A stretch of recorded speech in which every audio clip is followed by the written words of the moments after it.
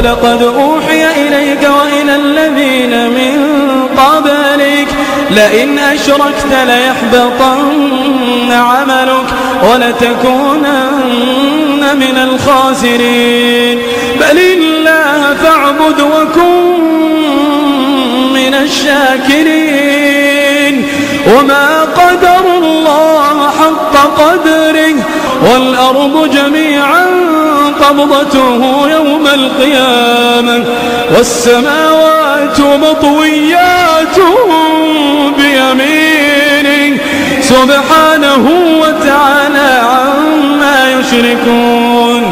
اور اے پیغمبر، تمہاری طرف اور ان پیغمبروں کی طرف جو تم سے پہلے ہو چکے ہیں یہی وہی بھیجی گئی ہے کہ اگر تم نے شرک کیا تو تمہارے اعمال برباد ہو جائیں گے اور تم نقصان اٹھانے والوں میں ہو جاؤ گے، بلکہ اللہ ہی کی عبادت کرو اور شکر گزاروں میں رہو۔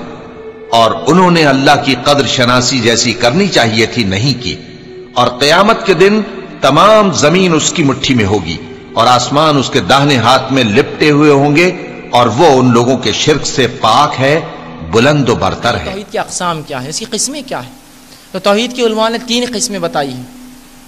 توحید الربوبیہ کہ اللہ کی رب ہونے میں اس کو ایک جاننا، توحید الاسماء والصفات اللہ کے نام اور صفات میں اس کو ایک جاننا، اور تیسرا توحید العبادہ اللہ کی عبادت میں اس کو ایک جاننا۔ اب یہ کیا ہے؟ اس کے رب ہونے میں ایک جاننا، اسماء و صفات نام اور صفاتوں میں ایک جاننا، اور عبادت میں ایک جاننا۔ مختصر سا، زیادہ نہیں رکھوں گا، مختصر سا اس کی ایک جھلک آپ کے سامنے رکھتا ہوں، یہ اس کا کیا معنی ہوتا ہے۔ آئیے، توحید الربوبیہ یہ کیا ہے؟ اللہ کو رب ماننا، مطلب اللہ نے ہم کو پیدا کیا، وہی ہم کو ماریں گا، تمام تر مرحلے پیدائش سے موت تک جو کچھ آتے تمام کا وہ مالک وہ ہے، اچھائی اور برائی کا دینے والا وہ ہے۔ جب کچھ بھی نہیں تھا اللہ کی ذات تھی، جب کچھ بھی نہیں رہیں گا اللہ باقی رہیں گا، یہ سب اس کے رب ہونے میں شامل ہے۔ رب کہتے عربی زبان میں اس ذات کو ہے جو شروعات سے خاتمے تک پہنچائے، اس کو رب کہتے ہیں۔ تو اللہ کا رب ہونا، جیسے کہ اللہ رب العزت نے قرآن میں سورہ زمر آیت نمبر 62 میں فرمایا اللہ خلق کل شیء، کہ اللہ نے تمام چیزوں کو پیدا کیا۔ اسی طرح اللہ رب العزت اپنے رب ہونے کے تعلق سے فرماتا ہے سورہ صافات کی آیت نمبر 96 میں اللہ فرماتا ہے واللہ خلقکم وما تعملون، اللہ نے تمہیں پیدا کیا اور جو کچھ تم کرتے ہو یہ بھی اللہ نے پیدا کیا، اسے بھی اللہ نے بنایا۔ اسی طرح اللہ رب العزت نے قرآن نے فرمایا سورہ تغابن کی آیت نمبر جو ہے 11 کے اندر اللہ فرماتا ہے وما اصاب من مصیبت الا باذن اللہ، کہ کوئی مصیبت تم تک نہیں آتی مگر اللہ کے حکم سے۔ تو یہ اللہ کا رب ہونا ہے، پیدا کرنے والا، تمام اعمال کا اور تمام مصیبتوں کو دینے والا، اور آخر مارنے والا، اور پھر جلانے والا، اور پھر جنت اور جہنم دینے والا، یہ ہے رب۔ اور ایسا رب اللہ کو مشرکین مکہ بھی مانتے تھے، مشرکین مکہ بھی مانتے تھے، یاد رکھیے، وہ بھی اللہ کو رب مانتے تھے اور جو ہے اس کی اطاعت کرتے تھے۔ دوسری جو ہے توحید کی دوسرا جو حصہ ہے توحید کا وہ ہے توحید الاسماء والصفات، اللہ کے نام اور اس کی صفتوں میں اس کو ایک جاننا۔ اب یہ کیا معنی ہے کہ اللہ کے نام اور اس کی صفتوں میں اللہ کو ایک جاننا؟ آئیے اس کو دیکھیں۔ سب سے پہلی چیز تو یہ کہ اللہ کے نام اور صفات ہے، جیسے اللہ کے کتنے نام ہیں؟ 99 نام ہے اللہ کے، یا بہرحال اس سے زیادہ بھی علماء گنتے ہیں۔ تو اللہ کے 99 سے زیادہ نام اور صفات ہیں، ان پر ایمان لائے۔ اب آپ کہیں گے اللہ کے نام اور صفات پر ایمان یہ کیا ہوتا ہے؟ بہت سی بار معلوم نہیں ہوتا ہے۔ تو یاد رکھیے اللہ رب العزت نے قرآن میں اپنے ناموں کے تعلق سے فرمایا سورہ اعراف اس کی آیت نمبر جو 180 میں اللہ فرماتا ہے وَلِلَّهِ الْأَسْمَاءُ الْحُسْنَى فَادْعُوهُ بِهَا، اللہ کے لیے بہترین نام اور صفات ہیں، ان نام و صفات سے اس کو پکارو، فَادْعُوهُ بِهَا، ان نام و صفات سے اس کو پکارو۔ تو اللہ کے نام اور صفات کیوں ہیں؟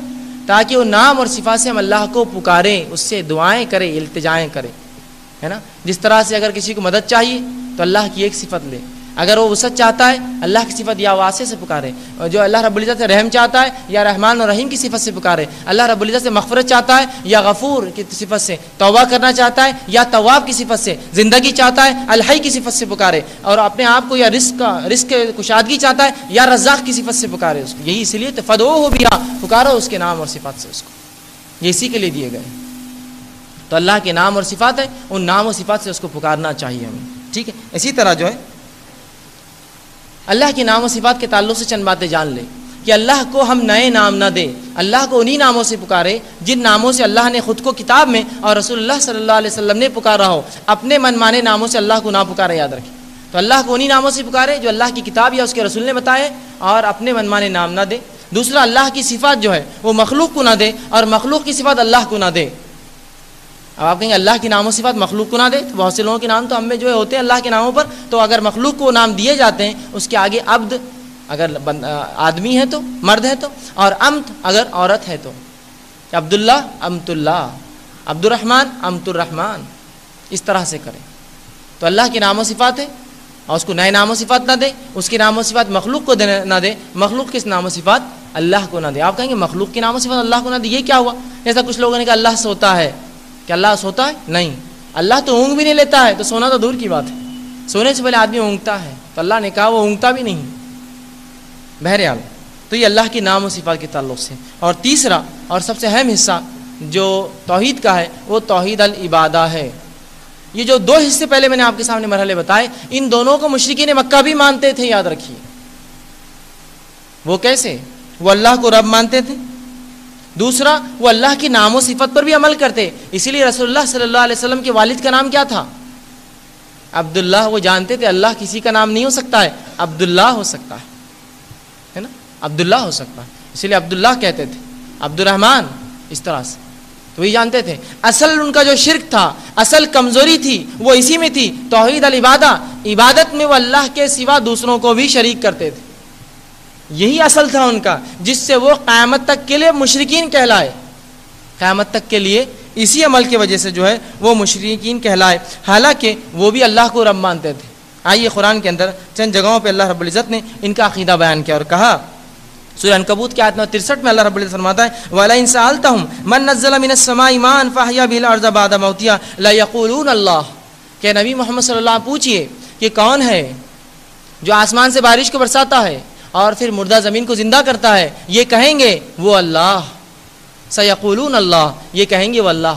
تو مطلب مشرکین مکہ یہ بات جانتے تھے کہ وہ اللہ ہے جو آسمان سے بارش برساتا ہے, وہ اللہ جو آسمان سے بارش برساتا ہے, مردہ زمین کو زندہ کرتا ہے, تمام کو پیدا کرنے والا ہے. یہ سب ان کے عقیدے تھے, یاد رکھیے. لیکن اصل شرک جہاں تھا وہ شرک تھا اللہ کے عبادت کے اندر, کہ اللہ کے علاوہ بھی عبادت کرتے. اور آئیے اللہ کے علاوہ جن چیزوں کی عبادت کرتے, کیوں کرتے یہ بھی جان لیں آپ. ان کا یہ عقیدہ بھی اللہ رب العزت نے سورہ زمر آیت نمبر 3 میں بیان کر دیا کہ اللہ کے علاوہ دوسروں کی کیوں عبادت کرتے. اور ان کے شرک سے ہمارے شرک کا بھی انشاءاللہ موازنہ کریں گے. پھر کیا ان کا شرک تھا اور کیا ہمارا شرک. تو آئیے یہ واقعہ سنیے. اللہ رب العزت قرآن میں سورہ زمر کی آیت نمبر 3 میں فرماتا ہے الا للہ دین الخالص, خبردار ہو جاؤ دین اللہ کے لیے خالص ہے, یا اللہ کے لیے دین کو خالص کر دو, مطلب اپنی نیتوں کو خالص کر لو اللہ کے لیے. آگے اللہ رب العزت فرمایا والذین اتخذوا من دونہ اولیاء ما نعبدہم, اور جنہوں نے اللہ کے علاوہ دوسروں کا اپنا ولی, مددگار, حاجت روا, مشکل کشا, دستگیر بنا لیا ہے. من دون اللہ اولیاء, جنہوں نے اللہ کے سوا یہ تمام چیزیں دوسروں کو دی ہیں. اللہ رب العزت فرماتا ہے ما نعبدہم, جب ان سے پوچھا جاتا ہے کہ اللہ کو چھوڑ کر دوسروں کو کیوں یہ سب چیزوں کے لیے پکارتے ہو, تو وہ کہتے ہیں ما نعبدہم, ہم ان کی عبادت نہیں کرتے الا لیقربونا الی اللہ زلفا, ہم جو کچھ پوجا پاٹ آرادھنا اپاسنا جھکتے ہیں اور جو ان کے سامنے منتیں اور مرادیں کرتے ہیں, یہ نظر نیاز رکھتے ہیں, یہ صرف اس لیے کرتے ہیں ما نعبدہم الا لیقربونا الی اللہ زلفا, یہ اللہ سے ہمیں صرف نزدیک کر دے. یہی تو شرک تھا مشرکین مکہ کا. اللہ کو رب مانتے, ان کے 360 بت میں سب سے بڑا بت اللہ تھا, یا سب سے اوپر افضل اللہ کو مانتے.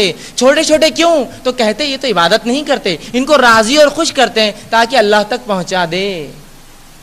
یہاں تو صرف بیچ میں رکھنے کی وجہ سے یہ قیامت تک کے لیے مشرک کہلائے. اور مسلمان تو یہ عقیدہ رکھتا ہے اللہ کو چھوڑ کے دوسرے بھی دیتے ہیں, یہ تو اپنے شرک میں ان سے بھی گیا گزرا ہے. اور پھر توحید پرست اپنے آپ کو, پھر مسلمان اپنے آپ کو, اور پھر اپنے آپ کو جنت کا مستحق سمجھتا ہے. اگر گناہ ایک تو سزا ایک اس شریعت کے اندر, ایک گناہ کے لیے 2 سزائیں نہیں ہو سکتی ہیں.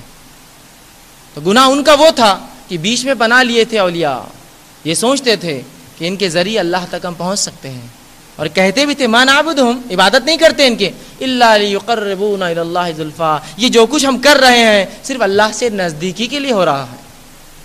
آج کا مسلمان بھی کیا کرتا ہے اپنے شرک میں, اپنے عقیدے میں, یہی تو عقیدہ ہے. ہم ان کو نہیں کچھ پوچھتے, ان کے ذریعے اللہ تک پہنچتے ہیں. یہی تو شرک تھا مشرکین کا. پھر وہ مشرک کہلائے اس عمل پر اور ہم مومن کہلائے وہی عمل کر کے. کیسے ہو سکتا ہے؟ ایک کام پر دو لیول کیسے ایک ہی دیا جائے گا؟ غلط تو غلط اور صحیح تو صحیح. کیا اسلام میں آنے کے بعد یہ سب چیزیں جائز ہوگی ہمارے لیے؟ نہیں، جائز نہیں ہوتی، یاد رکھیے جائز نہیں ہوتی. تو یہاں جو ہے ان کا شرک اسی قسم کا تھا کہ عبادت میں شرک کرتے اور یہی شرک کی وجہ سے یہ مشرک کہلائے. اور یہ اللہ کے علاوہ جو دوسروں کو پوچھتے وہ صرف اس لیے کہ وہ اللہ سے انہیں کیا کر دیں؟ نزدیکی دلا دیں، نزدیکی دلا دیں. آج مسلمان سے بھی کہا جاتا ہے کہ اولاد ہے تو کس اللہ سے مانگو، تو کہتے ہیں اللہ سے ہی مانگتے ہیں، لیکن کسی کے ذریعے سے کسی تو اللہ سیدھے نہیں سنتا. سبحان اللہ. اگر رب سیدھے نہیں سنتا تو پھر کون سیدھے سنتا ہے؟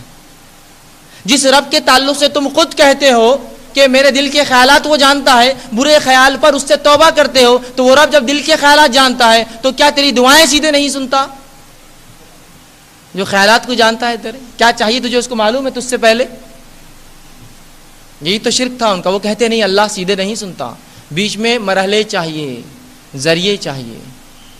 اسی شرک کی وجہ سے قیامت تک مشرک کہلائے. بہرحال میرا موضوع نہیں ہے، انشاءاللہ وسیلہ اور شفاعت کے موضوع میں اس کی تفصیلات میں رکھوں گا اس عمل کی.